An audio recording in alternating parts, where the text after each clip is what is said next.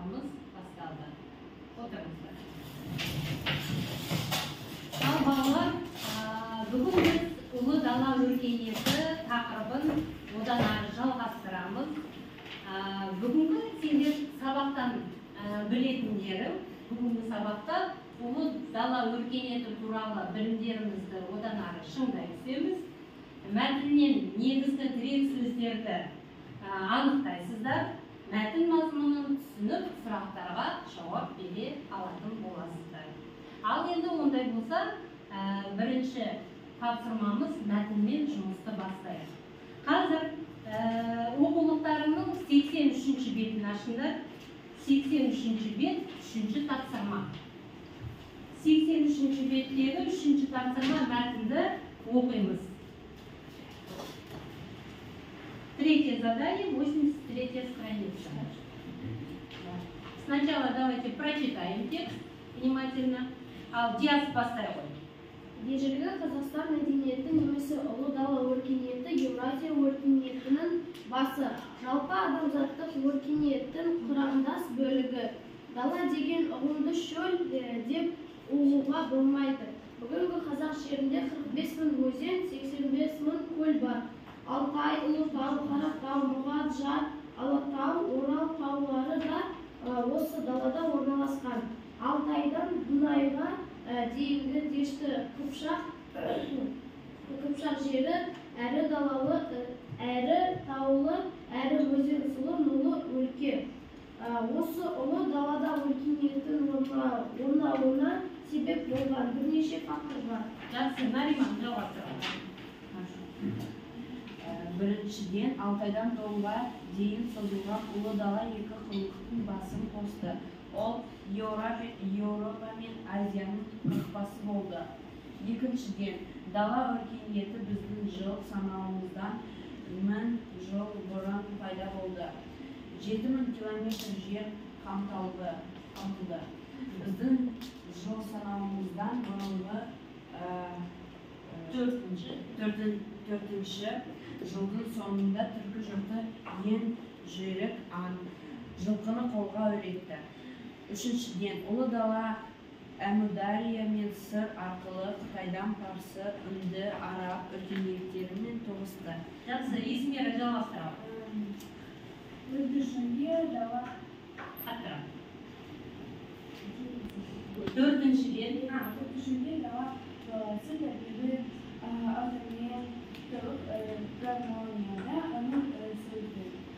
Оған шығармашылық эволюция тән болды. Бесіншіден ұлы дала арқылы өтетін ұлы жібек жолы. Одан жолы ғана емес. Мәдениеттердің тұрғысы жолы яғни бір ғана Сырдарияның бойында 300-ге жуық қала мен елді мекен болды. Жақсы, Емран жалғастырамыз. Яғни Сахарада көшпенді дала мен қала өркениеті қаптар дамыды. Алтыншыдан, аң стиліндегі таңжайып зерделі ең дамыды. Жетіншіден, осы ұлы дала салтанат құрған түркі елі, түркі қағанаты 551 744 жыл Еуразия сахарасындағы тұңғыш империя еді.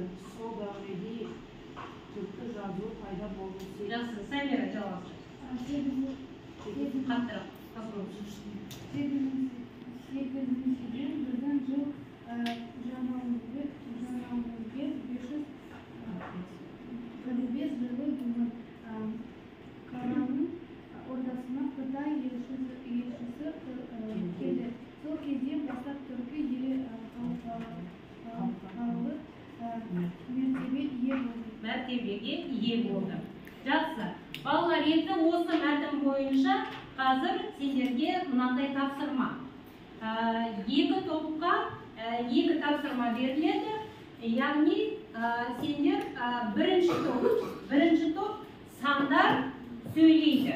Яғни сендер осы мәтіндегі сандарға байланысты постер жасайсыңдар. Яғни ол сандар туралы не айтылды, олар нені білдіреді. Ал екінші топ ұлы дала өркениетінің даму факторларын түсіреміз постерға.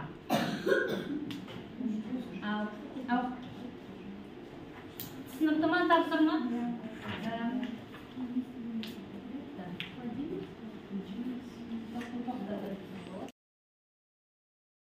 Топпен жұмыстың бүгін екінші топ дайын екен. Қазір екінші топты тыңдаймыз.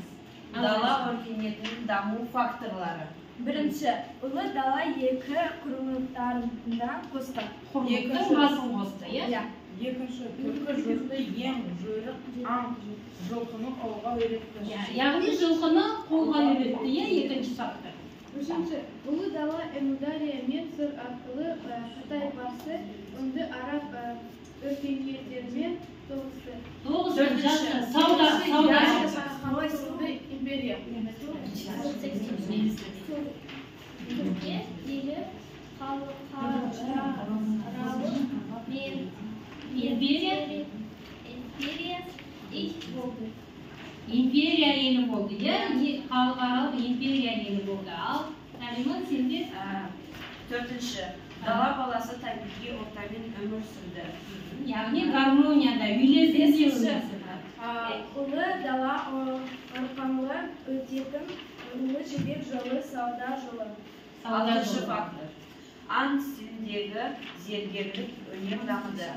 Яғни міне өркениеттің даму факторларын білдік. Жақсы.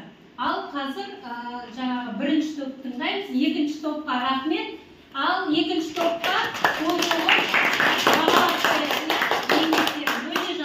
ал енді бірінші топ дайын болыпты, бірінші топтың жауабын тыңдайық. Біздің тапсырма сандар сөйлейді. Яғни мәтіндегі сандарды сөйлетуіміз керек. Ал қандай сандар бар екен? Қазақ жерінде 45 мың өзен бар. Қазақ жерінде 85 мың көл бар. 85 мың, иә? Түркі қағанатын 551-744 бар. 44-ші жылдары түрік қағанаты құрылды деп айтамыз. 7000 километр жер 7000 километр жер қамтысы. Қандай сандар қалып деп ойлайсыңдар? 545 деген сан қалып қалды, иә? Ол жылы не болды? Мәтіннен табамыз. Ол жылы не болды? Нарима, не болды ол жылы?